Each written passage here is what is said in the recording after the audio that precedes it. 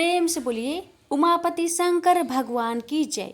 प्यारे भक्तों, आज आप सभी श्रवण करेंगे श्रावण माह के दूसरा सोमवार की व्रत कथा। एक समय की बात है, त्रिपुरारी भुजंगधारी श्री काशीपति महादेव जी जगन माता पार्वती के साथ पर्सन रूप में विराजमान थे। जग माता ने उनसे अनुरोध किया, भगवान कोई कथा कहिए। इस पर भगवान भूत भावन किंचित मुस्कुराए और बोले, हे पार्वती सुनो, पूर्व समय में कुसमांड नामक एक ऋषि का पुत्र मंडप नाम से विख्यात था। बाल्य काल में ही कुसंगति के कारण पाप कर्म में लीन हो गया था। अतः उसकी निंदित कथाओं को सुनकर उसके पिता, माता, भाई आदि सभी संबंधियों ने उसको अपने से अलग कर दिया। वह पूर्व जन्म के कर्मों के कारण किसी का कहना नहीं मान रहा था। उसकी आदतें यहाँ तक कि खराब हो गई कि वह साधु, महात्मा, सत्पुरुषों एवं देवी देवताओं तक की निंदा करने लगा। युवा होने पर वह दूसरी स्त्रियों के प्रेम में फंस गया। प्रेम के बस में होकर वह औरों के द्रव आदि की चोरी में भी लीन हो गया। उसके दो घनिष्ठ मित्र थे, एक था नापित, दूसरा था पटहारा। इन तीनों ने मिलकर विचार किया कि किसी धनी के घर चोरी करके अधिक धन प्राप्त किया जाए। अतः तीनों ने मिलकर राजा के यहाँ चोरी की। इस चोरी के कारण बहुत सा धन हाथ लगा। सारा धन मंडप के पास था। दोनों मित्रों के मांगने पर भी उसने उन लोगों का हिस्सा नहीं दिया। इस धन को वह एक वैश्या के यहाँ ले गया। वैश्या के यहाँ वह प्रेम लीला करने लगा। इस बीच उसको प्यास लगी। पलंग के नीचे रखी गिलास उसने खाली कर दी। स्वाद कुछ दूसरा था। इसमें क्या था? उसने वैश्या से पूछा। इसमें मदिरा थी। मंडप को इससे बड़ा दुख हुआ। मदिरा पान करके उसने महापाप किया है, यह सोचकर वह बड़ा दुख करने लगा। पर वैश्या बराबर मदिरा का गुणगान करती गई। उसने मंडप को फुसलाकर और मदिरा पिला दी तथा उसका सारा धन लेकर उसको बाहर निकाल दिया। होश में आने पर मंडप बड़ा विलाप करने लगा। पश्चाताप करता हुआ वह अपने मित्र के पास आया। सारी आप बीती सुना दी। उन मित्रों ने कहा, हे मित्र, तुमने मदिरा पान करके बड़ा पाप किया है। अब तुम इसका प्रायश्चित करो। मुझे प्रायश्चित का उपाय कहो। बिना प्रायश्चित के सुरापान का दोष नहीं मिटेगा। अतः उस वैश्य से स्वर्ण प्राप्त कर दान करो। यदि तुम ऐसा नहीं करोगे तो हम लोग तुम्हारी बड़ी निंदा करेंगे। यह सुनकर मंडप बड़ा दुखी हुआ। वह वैश्या के पास आया और वैश्या से अपना सारा दुखड़ा सुनाया। उसने वैश्या से स्वर्ण की मांग की। इस पर वैश्या बड़ी बिगड़ी और बोली, तुमने जो धन दिया है अब उसकी मांग मत करो। वैश्याएं कभी मिला हुआ धन वापस नहीं करती। क्या तुमको इस साधारण नियम का ज्ञान नहीं है? इस पर मंडप गिड़गिड़ाने लगा, पर वैश्या का हृदय पर इसका जरा भी असर न हुआ। उसने अन्य वैश्याओं को बुला लिया। सब मिलकर उसकी भर्त्सना करने लगी। कई ने तो उसको धमकी भी दे दी। हे पार्वती, इस प्रकार मंडप बहुत अपमानित होकर वहां से निकाल दिया गया। मंडप विलाप करता हुआ अपने पिता के घर की ओर चला। उसके दोनों मित्र पीछे लग गए। जब मंडप पिता के सामने आया तो दोनों मित्रों ने उसका हाथ पकड़ लिया। बोले, मंडप, हम लोगों ने मिलकर राजा के यहाँ चोरी की है, पर तुमने हम लोगों का अंश नहीं दिया है। तुम हम लोगों का अंश दो। यह बात सुनकर कुसमांड मुनि बहुत दुखी हुए और बोले, इस अधम से तुम लोगों की मैत्री कैसे हो गई?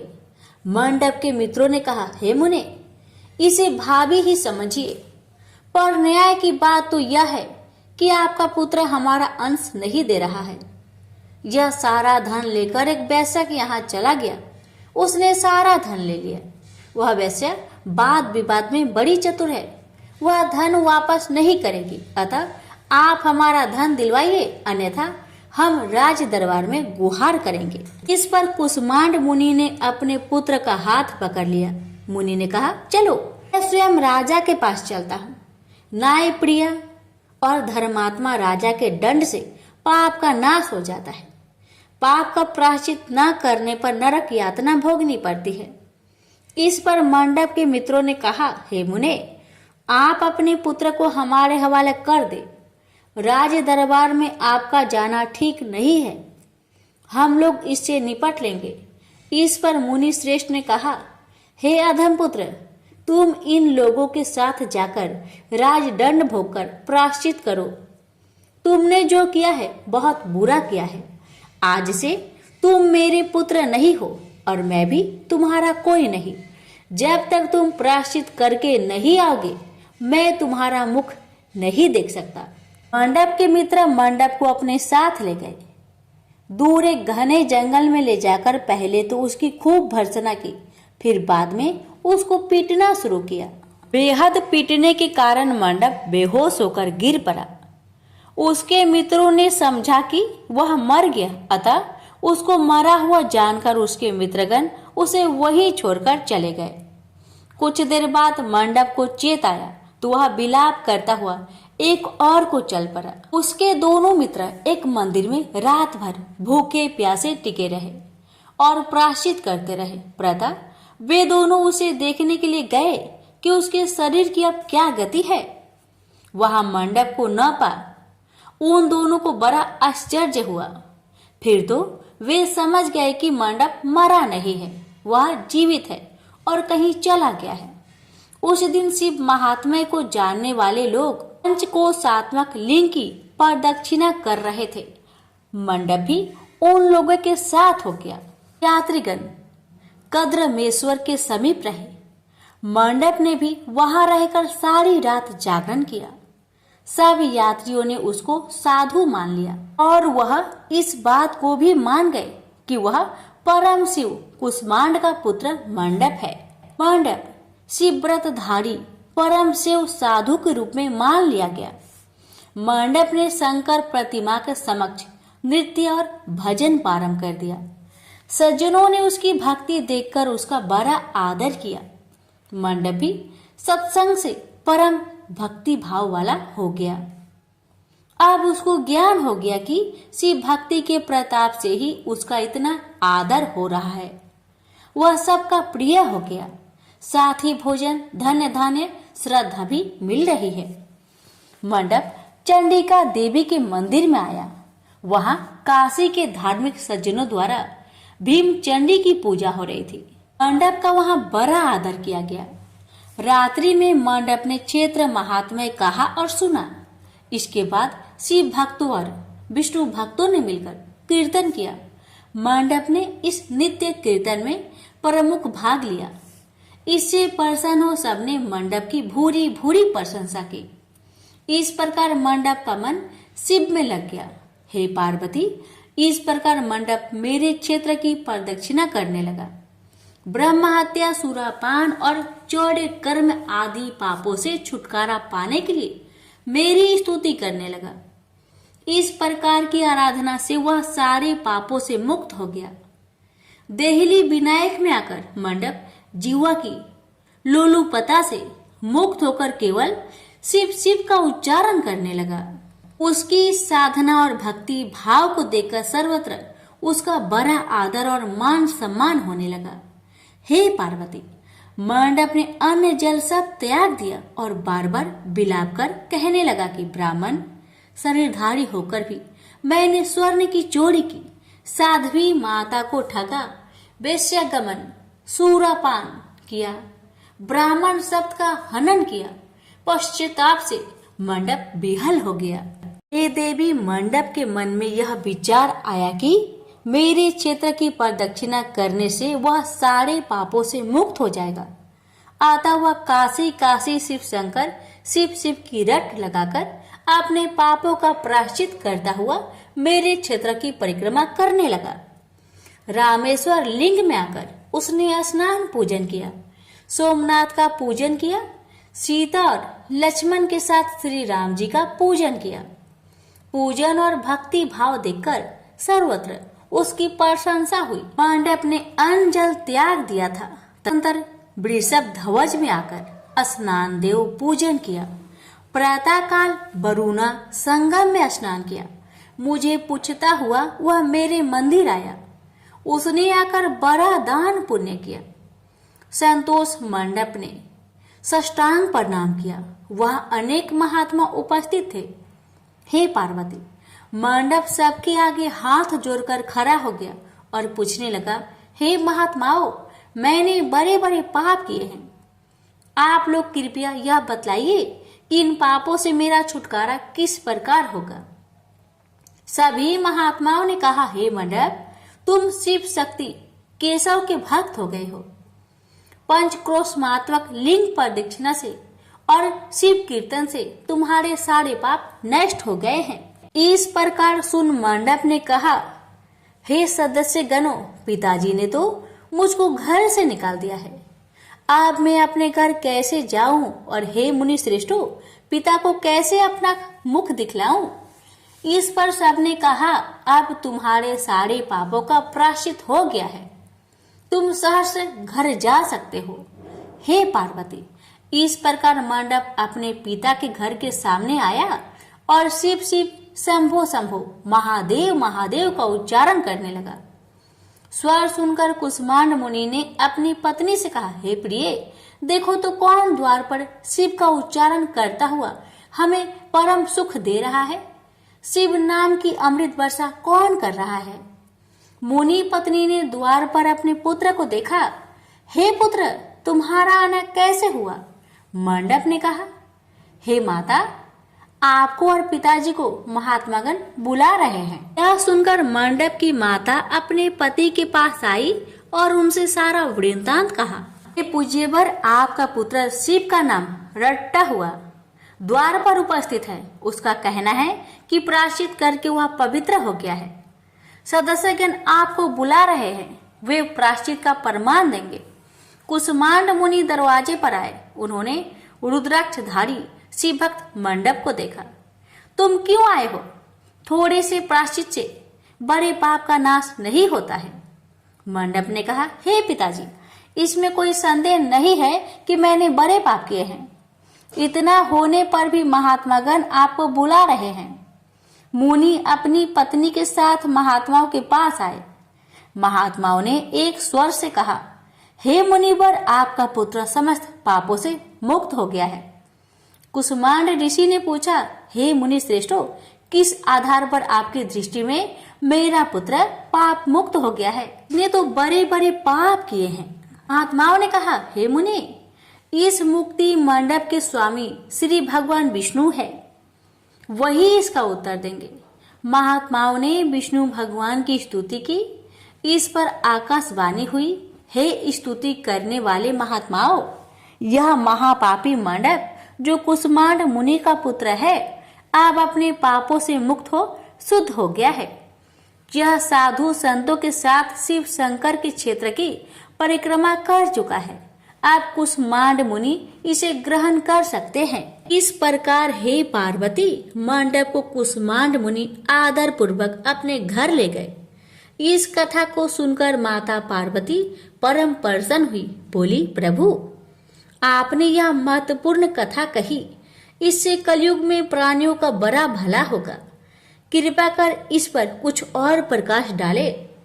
इस पर शिवजी बोले, हे पार्वती, अब तुम भैरव जी की कथा सुनो। इस पर भैरव जी प्रकट हुए और बोले, त्रेता युग में समदर्शी सांडल्य नाम का एक ब्राह्मण था। वह महापंडित था। उसकी पुत्री का नाम विशालाक्षी था। वह अति सुंदरी थी। बाल्यकाल में ही उसके पिता ने उसका विवाह कर दिया। विवाह के बाद भी वह अपने पिता के घर पर रहती थी। वह युवा हो गई। युवा अवस्था होने पर भी उसका पति न आया, अतः सांडिल्य ब्राह्मण की कन्या पाप रहता हो गई। इस कन्या ने काशी में बड़े पाप किए। सुंदरी होने के कारण दूर दूर के युवक उसके पास आने लगे। एक समय की बात है, बड़े बड़े पापों को नष्ट करने वाली पंचक्रोशी यात्रा के मार्गियों देख कर वह विचारने लगी कि इस लोगों को पाप रट किया जाए। उस रात यात्रीगण दुर्गा कुंड पर रुके थे। विशालाक्षी धन के लोभ से वहां गई, वहां भजन कीर्तन कर स्वयं रचाया। यात्री उसका भक्ति भाव देखकर प्रसन्न हुए और उसे वैष्णवी समझ बड़ा दान पुण्य किए। इस लोभ के कारण वैश्या विशालाक्षी यात्रियों के साथ हो गई। कर्म मेदेश्वर दहलीज रामेश्वर में उसने निवास किया और वरुणा संगम में स्नान किया। यात्रियों द्वारा उसने काशी महात्म्य की कथा भी श्रवण की। इस सत्संग समागम से विशालाक्षी की आंखें खुल गई। उसने अपने पर बड़ा पश्चाताप किया। यात्रियों का सारा धन उसने लौटा दिया और पाप से अलग होने का निर्णय कर लिया। उसने महात्माओं से पूछा, हे देवताओं, मैं बड़ी पापिनी हूँ, कृपया मेरी मुक्ति का उपाय कहिए। इस पर महात्माओं ने कहा, देवी तुम धन्य हो, तुमको पापों से भय नहीं करना चाहिए। तुमने काशी क्षेत्र की प्रदक्षिणा की है, अब तुम हमारे साथ प्रदक्षिणा जारी रखो। विशालाक्षी ने उपयुक्त वचनों पर विश्वास किया। वह महात्माओं के साथ हो गई। 5वें दिन सभी यात्री वृषभ खंड में रहे, वह भी उन्हीं के साथ रही। सभी ने वरुणा संगम में स्नान किया और आदि केशव का पूजन किया। विशालाक्षी मुक्ति मंडप में आई। उसने बड़े भक्ति भाव से शिव शंकर की पूजा की। इस प्रकार विशालाक्षी सभी पापों से मुक्त हो गई। उसके पिता सांडल्य ने बड़े आदर के साथ उसे अपने घर में स्थान दिया। वह इस प्रकार पवित्र हो गई। भैरव जी बोले, हे पार्वती, यह काशी क्षेत्र का महात्म्य है। इसे पढ़ने सुनने सुनाने से सबका कल्याण होता है। प्रेम से बोलिए हर हर महादेव। माता पार्वती की जय। भैरवनाथ की जय। श्री अमरनाथ की अमर कथा। इस कथा का नाम अमर कथा इसलिए है कि इसके श्रवण करने से शिव धाम की प्राप्ति होती है। यह वह परम पवित्र कथा है जिसके सुनने से सुनने वालों को अमर पद की प्राप्ति होती है तथा वह अमर अजर हो जाता है। यह कथा श्री शंकर भगवान ने इसी गुफा में श्री अमरनाथ जी की गुफा में भगवती पार्वती जी को सुनाई थी। इस कथा को सुनकर ही श्री सुखदेव जी अमर हो गए थे।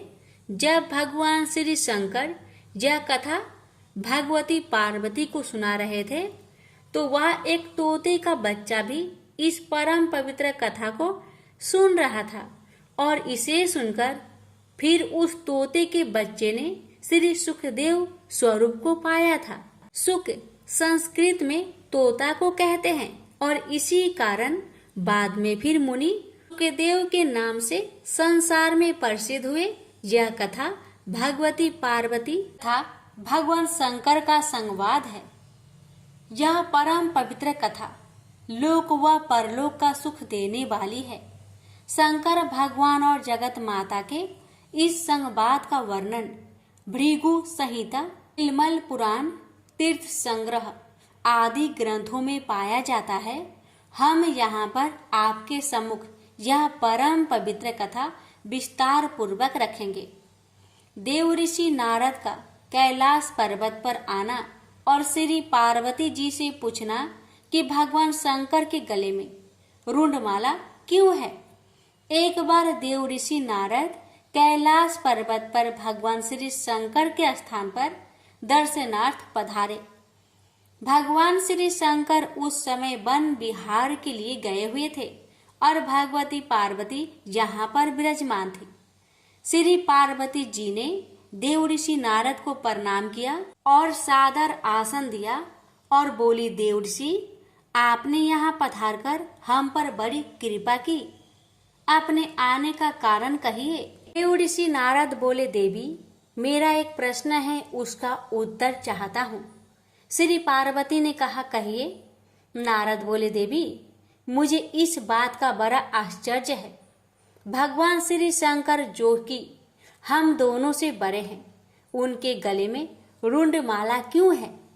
श्री पार्वती जी बोली, इसका कारण मैं नहीं जानती। नारद जी ने कहा, आप यथा समय इसका कारण भगवान श्री शंकर जी से पूछिएगा।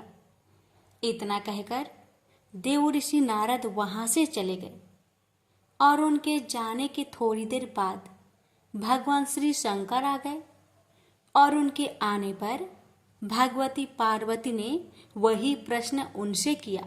भगवान श्री शंकर बोले, हे पार्वती, तुम यह प्रश्न न पूछो। लेकिन श्री पार्वती ने भगवान श्री शंकर की बात नहीं मानी और उनके रुंड माला धारण करने का कारण जानने के लिए हट करने लगी।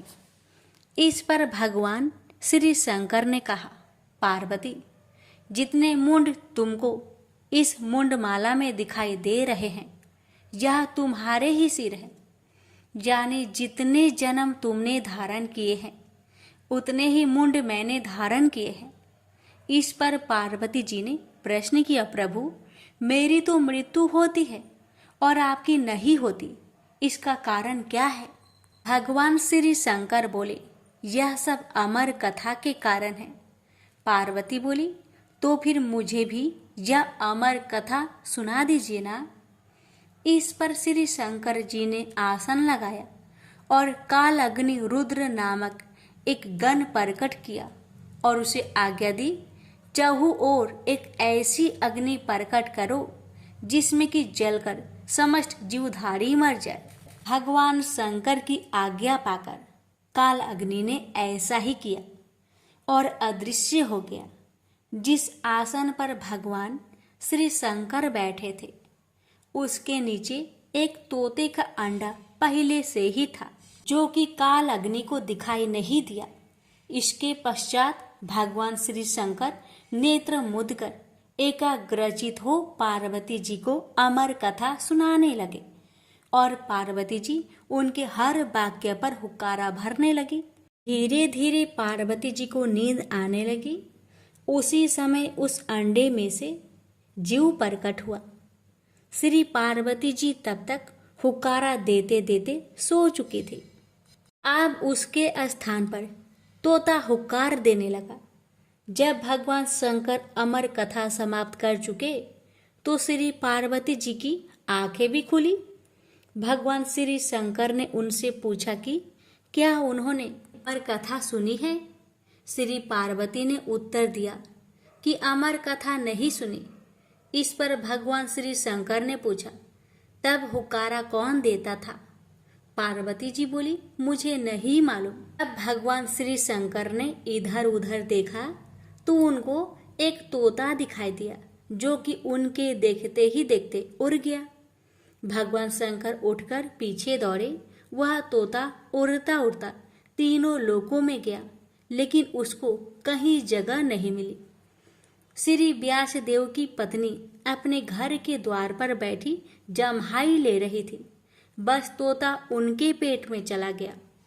भगवान श्री शंकर ने कहा, व्यास जी, मेरा चोर आपके घर में है। महर्षि व्यास बोले, प्रभु, हमारे घर में तो कोई चोर नहीं है। भगवान श्री शंकर के कहने पर महर्षि व्यास जी ने अपनी पत्नी से पूछा। उसने उत्तर दिया, ऐसा जान पड़ता है जैसे कि मेरे पेट में कोई पंछी गया है। महर्षि व्यास जी ने यह बात भगवान श्री शंकर से कही और साथ ही कहा, आपकी जैसी इच्छा हो वैसा कर सकते हैं, लेकिन यह तो आप जानते ही हैं कि स्त्री को मारना पाप है। श्री वेद व्यास की यह बात सुनकर श्री शंकर लौट गए। वह तोता कई वर्षों तक ऋषि पत्नी के पेट में रहा, लेकिन जब ऋषि पत्नी के पेट का कष्ट अधिक बढ़ता गया तो श्री वेद व्यास जी ब्रह्मा जी और उसके पश्चात श्री विष्णु जी के पास गए। फिर तीनों मिलकर भगवान श्री शंकर के पास गए। इसके पश्चात चारों श्री वेद व्यास जी के स्थान पर आए और पंछी की स्तुति करने लगे। पंछी जो भगवान श्री शंकर जी से अमर कथा सुनकर चारों वेदों तथा 18 पुराणों का ज्ञानी हो गया था। कहने लगा, अब तक जगत निर्मोही नहीं होगा तक मैं माँ का पेट से बाहर नहीं निकलूंगा। इस पर भगवान विष्णु ने अपनी माया से जगत को निर्मोही कर दिया। इस पर वह तोता बालक रूप होकर माँ के पेट से बाहर आ गया और उसका नाम सुखदेव हुआ। श्री सुखदेव अपने जन्म के साथ ही सबको प्रणाम करके जंगल की ओर चल दिए और फिर भगवान विष्णु ने अपनी माया हटा दी और जगत पुनः मोहयुक्त हो गया। इस पर श्री वेद व्यास जी अपने पुत्र के लिए व्याकुल होकर श्री सुखदेव के पीछे जंगल में दौड़े और उनके पास पहुंचकर उनसे घर चलने के लिए कहा। श्री सुखदेव जी ने कहा, जगत निर्मोही है, जहाँ न कोई किसी का पुत्र है और न कोई किसी का पिता। श्री वेद व्यास जी बोले, अब ऐसा नहीं है। श्री सुखदेव जी ने ध्यान लगाकर देखा तो मालूम हुआ कि भगवान श्री विष्णु ने उनके साथ छल किया है। इस पर उन्होंने श्री वेद व्यास जी से कहा, जब तक मैं गुरु धारण नहीं कर लूंगा वापस घर नहीं जाऊंगा और गुरु धारण करने के बाद मैं घर आकर आपकी सेवा करूंगा। ये सुखदेव जी फिर इस संसार में गुरु की खोज में इधर उधर घूमने लगे, मगर अपने से बढ़कर ज्ञानी उनको कहीं पर नहीं मिला। इस पर वह श्री वेद व्यास जी की आज्ञा से महाराज जनक के पास गए, लेकिन महाराज जनक के पास कर्म स्त्री व राजपाट के कारण उनको गलानी हुई। लेकिन राजा जनक ने जब उनका यह हाल देखा तो अपनी माया से उन्होंने सारे नगर को भस्म कर डाला। राजभवन भी भस्म होने लगा, लेकिन राजभवन के जलने से महाराज जनक और पत्नी का चित्त दयामान नहीं हुआ, किंतु श्री सुखदेव जी का चित्त व्याकुल होने लगा। सुखदेव जी को अमर कथा के सुनने तथा अपने अमर हो जाने का अभिमान था। उनकी व्याकुलता को देखकर महाराज जनक बोले, आप क्यों घबरा रहे हैं? आप तो अमर हैं, लेकिन हमारा शरीर अवश्य जलेगा। इस पर भी जब श्री सुखदेव जी की व्याकुलता दूर न हुई तो महाराज जनक ने अपनी माया से अग्नि पुनः शांत कर दी और प्रत्येक वस्तु पूर्वतः हो गई। यह देखकर श्री सुखदेव जी ने महाराज जनक को अपना गुरु बना लिया और उनसे उपदेश लिया। इसके बाद श्री सुखदेव जी नैमिषारण्य गए। वहां पर ऋषियों महर्षियों ने उनका बड़ा आदर सत्कार किया। ऋषियों महर्षियों ने आपसे अमर कथा सुनने के लिए प्रार्थना की। श्री सुखदेव जी बोले, इस कथा के सुनने वाले अमर हो जाते हैं। इसके पश्चात उन्होंने कथा सुनानी आरंभ की। कथा आरंभ होने के साथ ही कैलाश पर्वत, क्षीर सागर और ब्रह्मा लोक हिलने लगा। ब्रह्मा, विष्णु, शिव तथा समस्त देवता उस स्थान पर पहुंचे जहां पर अमर कथा हो रही थी। भगवान शंकर को स्मरण हुआ कि यदि इस कथा के सुनने वाले अमर हो गए तो पृथ्वी का संचालन बंद हो जाएगा और फिर देवताओं की प्रतिष्ठा में अंतर आ जाएगा। इसलिए भगवान श्री शंकर क्रोध में भर आए और श्राप दिया कि जो इस कथा को सुनेगा वह अमर नहीं होगा, परंतु हाँ, वह शिवलोक अवश्य प्राप्त करेगा।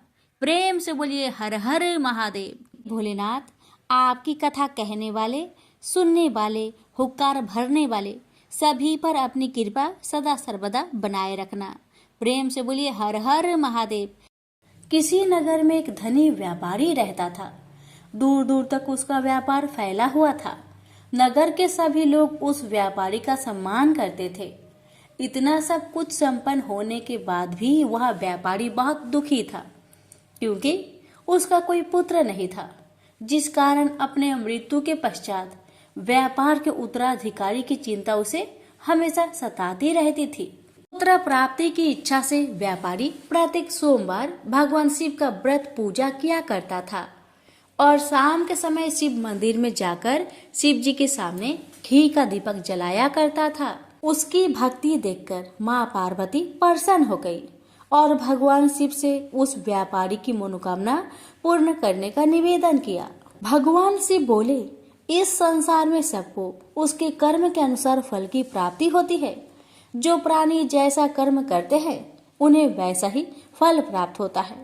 शिव जी द्वारा समझाने के बावजूद माँ पार्वती नहीं मानी और उस व्यापारी की मनोकामना पूर्ति हेतु वे शिव जी से बार बार अनुरोध करती रही। अंततः माता के आग्रह को देखकर भगवान भोलेनाथ को उस व्यापारी को पुत्र प्राप्ति का वरदान देना पड़ा। वरदान देने के पश्चात भोलेनाथ माँ पार्वती से बोले, आपके आग्रह पर मैंने पुत्र प्राप्ति का वरदान तो दे दिया, परंतु इसका यह पुत्र 16 वर्ष से अधिक समय तक जीवित नहीं रहेगा। उसी रात भगवान शिव उस व्यापारी के सपने में आए और उसे पुत्र प्राप्ति का वरदान दिया और उसके पुत्र की 16 वर्ष तक जीवित रहने की भी बात बताई। भगवान के वरदान से व्यापारी को खुशी तो हुई, लेकिन पुत्र की अल्पायु की चिंता ने उस खुशी को नष्ट कर दिया। व्यापारी पहले की तरह सोमवार के दिन भगवान शिव का विधिवत व्रत करता रहा। कुछ महीनों के बाद उसके घर एक अति सुंदर बालक ने जन्म लिया और घर में खुशियां ही खुशियां भर गई। बहुत धूमधाम से पुत्र जन्म का समारोह मनाया गया, परंतु व्यापारी को पुत्र जन्म की अधिक खुशी नहीं हुई, क्योंकि उसे पुत्र की अल्प आयु के रहस्य का पता था। जब पुत्र 12 वर्ष का हुआ तो व्यापारी ने उसे उसके मामा के साथ पढ़ने के लिए बनारसी भेज दिया। लड़का अपने मामा के साथ शिक्षा प्राप्त हेतु चल दिया। रास्ते में जहाँ भी मामा भांजे विश्राम हेतु रुकते, वहीं यज्ञ करते और ब्राह्मणों को भोजन कराते। लंबी यात्रा के बाद मामा भांजे एक नगर में पहुँचे। उस दिन नगर के राजा की कन्या का विवाह था, जिस कारण पूरे नगर को सजाया गया था। निश्चित समय पर बारात आ गई, लेकिन वर का पिता अपने बेटे के एक आंख से काने होने के कारण बहुत चिंतित था। उसे भय था कि इस बात का पता चलने पर कहीं राजा विवाह से इनकार न कर दे, इससे उसकी बदनामी भी होगी। जब वर के पिता ने व्यापारी के पुत्र को देखा तो उसके मस्तिष्क में एक विचार आया।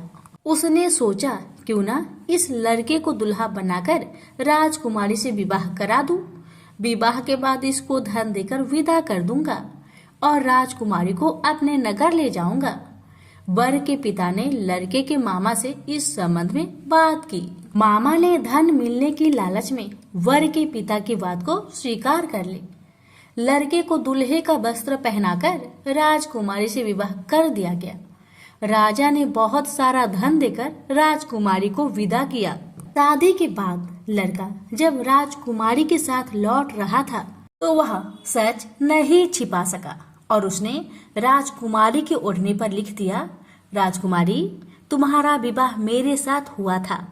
मैं तो बनारसी पढ़ने के लिए जा रहा हूँ और अब तुम्हें जिस नवयुवक की पत्नी बनना पड़ेगा वह कान्हा है। जब राजकुमारी ने अपनी ओढ़नी पर लिखा हुआ पढ़ा तो उसने कान्हे लड़के के साथ जाने से इनकार कर दिया।